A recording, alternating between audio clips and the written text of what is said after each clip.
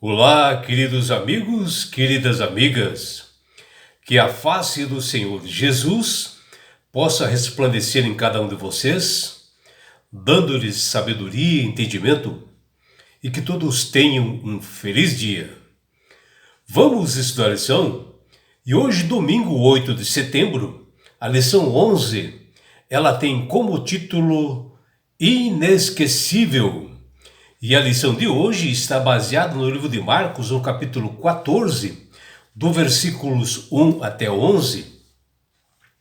E Marcos ele narra que na proximidade da última Páscoa de Jesus nesse mundo, aconteceu algo inesquecível, um momento único, onde isso aconteceu na cidade de Betânia, onde Jesus estava jantando na casa de um homem chamado Simão, que ele era um ex-leproso, e em determinado momento, eis que aparece uma mulher desconhecida, que Marcos aqui não narra o seu nome, e que esta mulher, ela marca a sua história pelo seu procedimento, pela sua forma amorosa e pelo seu comportamento diante de Jesus,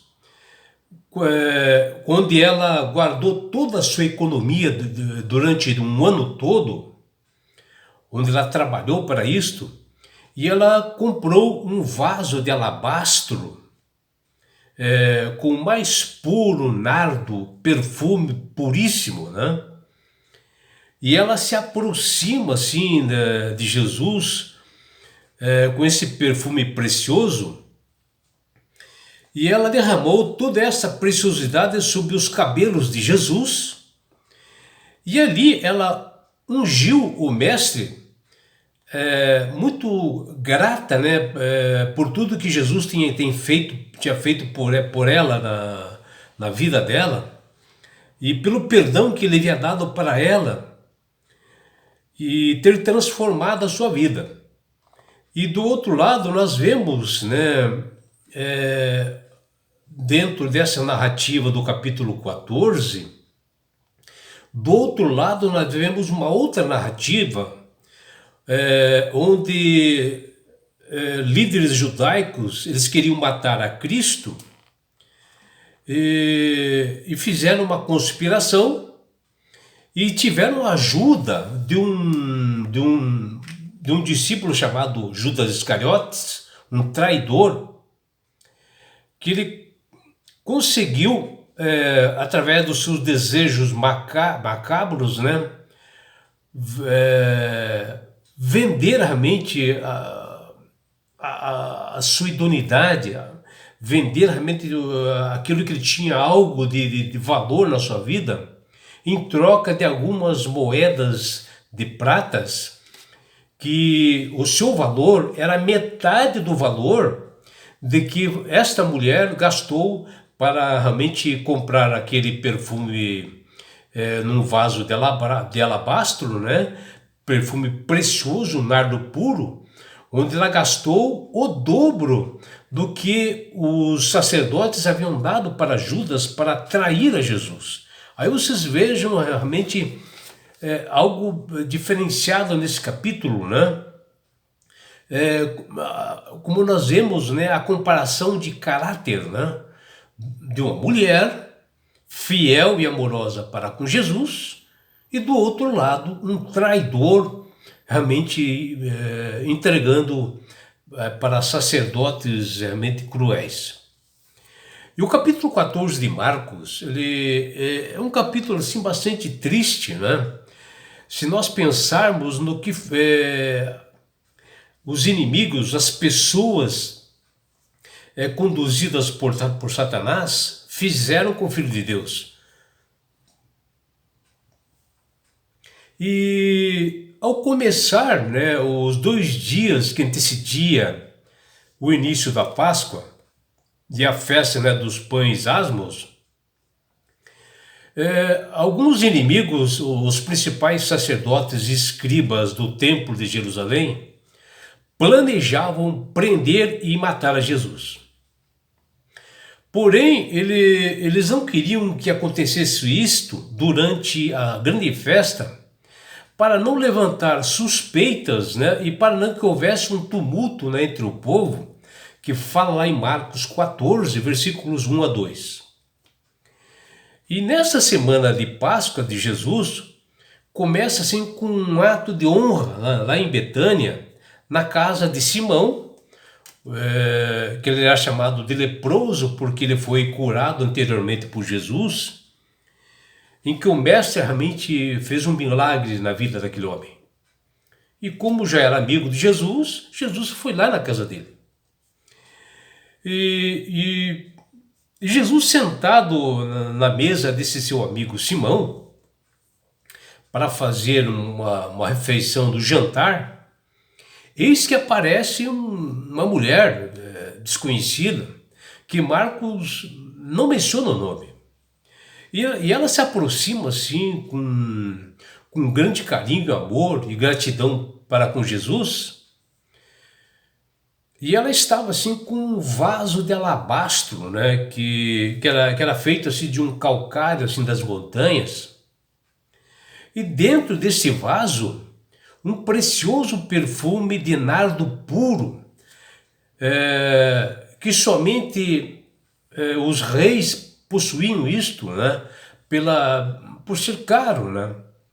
E ela quebra esse vaso de alabastro e derramou esse bálsamo, que era o equivalente a 300, um trabalho de 300 dias, né, de salário de um operário, o valor desse vaso de alabastro.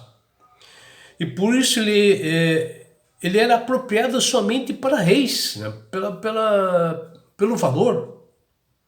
E Jesus compreendeu perfeitamente aquele gesto, né, de esforço daquela humilde mulher, que aos olhos dos convidados, né, que viram aquilo dentro daquele jantar na casa de Simão,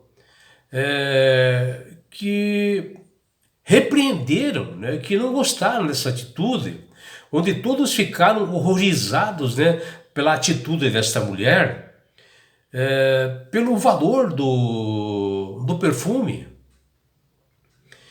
Como o discípulo Judas, né, Iscariotes, que sempre foi realmente, ele lidava com a contabilidade dos discípulos, né, e sempre ele usurpava alguns valores para ele sabia realmente o valor das coisas. Disse na frente de todos que há desperdício grande de bálsamo e que poderia ser vendido por mais de 300 denários e ser dado aos pobres. E Jesus mencionou essa história para que perpetuasse, para que aquela mulher partiu assim de premissas essenciais para a vida de um cristão. Porque aquela mulher demonstrou honestidade, fé, confiança e esperança. E esta mulher, ela estava repleta de gratidão pelo seu Salvador, pelo que ele havia recebido graciosamente a libertação. E ela estava feliz pelo milagre que Cristo havia feito em sua vida e que ela achava que Jesus merecia realmente um presente naquele instante, naquela hora, diante de tantas perseguições que ele estava sofrendo. E uma das razões desse destaque dessa mulher é que ela, com este bálsamo, ungiu o corpo de Cristo em vida. E Jesus, quando viu os convidados naquele jantar, onde viu a atitude deles, assim, querendo impedir realmente essa ação dessa mulher, Jesus interfere e diz: deixai-a, por que a molestais? Ela praticou ação boa comigo. O Senhor disse que o ato dessa mulher seria incluído na pregação do Evangelho em todo o mundo. Isto em memória dela, palavras de Jesus. Essa história, ela é tão importante que ela é contada nos 4 evangelhos de formas diferentes, uns com mais detalhes, provavelmente devido às palavras de Jesus em memória de seu jeito na narrativa da paixão. E em Marcos capítulo 14, Jesus faz sua 5ª história, né? Na verdade, Marcos, no capítulo 14, ele narra a sua 5ª história em forma assim de um sanduíche assim, espiritual. E agora ele conta essa história do discípulo traidor, que também é inesquecível pelas formas de atuação, e ele conta isso na sequência, né, de que ele havia narrado daquela mulher do vaso de alabastro. E nessa ocasião da Páscoa, na época da narrativa da paixão, a cidade de Jerusalém ela chegava-se mais de 250 mil pessoas, conforme a declaração de Josefo, que ele viveu nessa época, nesse momento. E Jesus, ungido com mais puro nardo e com o coração assim pleno de compaixão por aquela mulher, cuja gratidão foi maior do que o medo das acusações, Jesus se preparava para os momentos finais da sua missão naquela Páscoa, né, neste mundo. E Judas, que Jesus já havia o identificado como traidor, que julgou ser um desperdício de bálsamo, que está lá em Marcos 14:4, ele falou isto porque Judas já tinha intenção de trair, mas porque também ele era ladrão, que fala lá em João capítulo 12, versículos 4-6, mencionando este nome. E assim, Judas, ele assinou a sua própria sentença de morte ao trocar Jesus Cristo, né, por moedas de prata. E o tempo em que andou com Cristo, né, Judas teve o suficiente tempo para saber que sua atitude não passaria desapercebida diante do Mestre, porque ele lê corações. E logo a ação de Judas seria exposto à reflexão, motivo tudo pela ganância, pelos bens terrenos.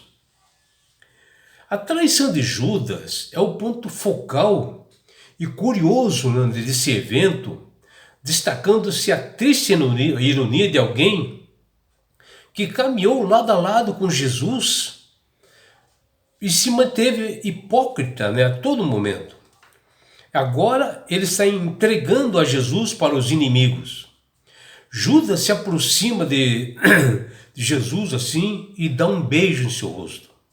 O sinal previamente acordado com os líderes religiosos anteriormente para identificar ao mestre entre a multidão.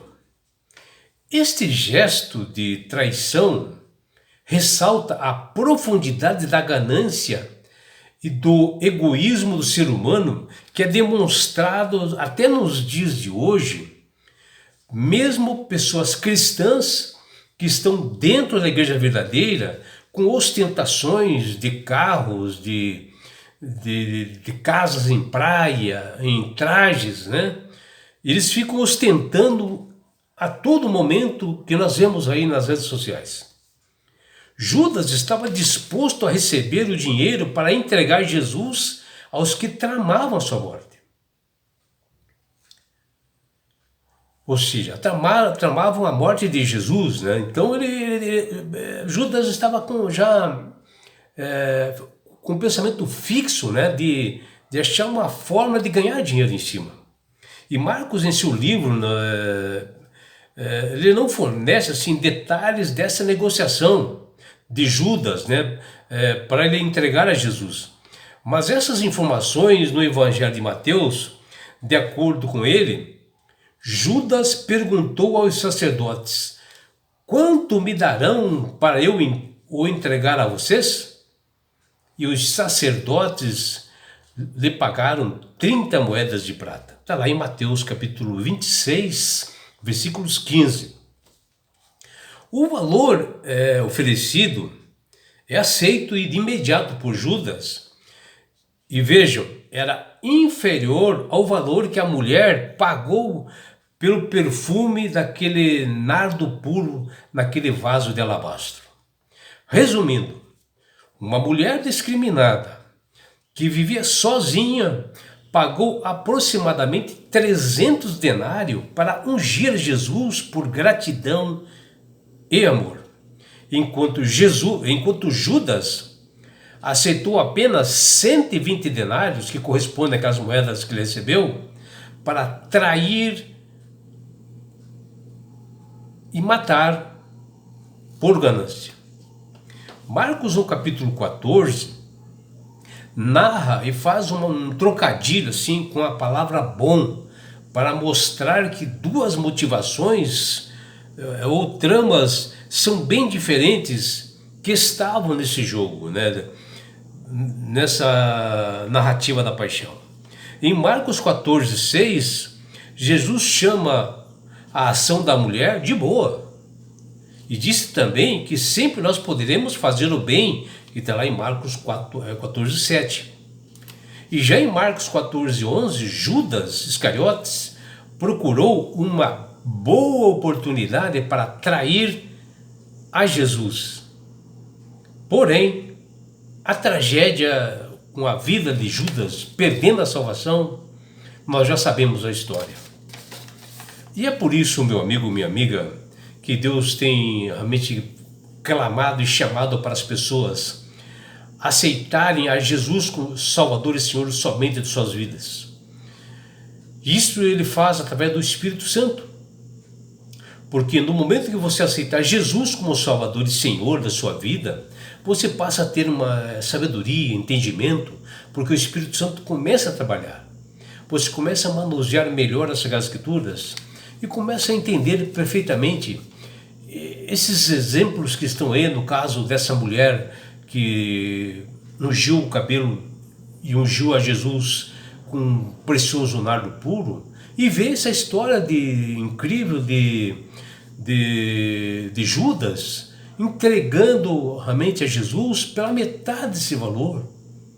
Veja como é que é o ser humano, e todo esse entendimento você passa a ter realmente quando você tem uma comunhão com Deus, porque você só vai ver na Bíblia as coisas realmente mais claras, porque o Espírito Santo começa a trabalhar na sua vida. E não é só isso, meu amigo, minha amiga. Quando você aceita Jesus como Salvador e Senhor, você ganha de Deus esse presente que chama-se salvação. E com isto, na grande volta de Jesus a este mundo, que ele deu os sinais ali em Mateus 24, ele levará você, a sua família, seus amigos que aceitarem a ele como Salvador e Senhor, e todos nós, sabe para onde? Para as mansões celestiais. No lugar de onde não haverá mais morte, mais dores, mais aflições, não haverá mais perseguições. Afinal, você estará no céu. Você terá a oportunidade de ver Jesus face a face, abraçar aqueles entes queridos que há muito tempo você não via. E sabe por que Deus quer fazer isto com você, minha amiga?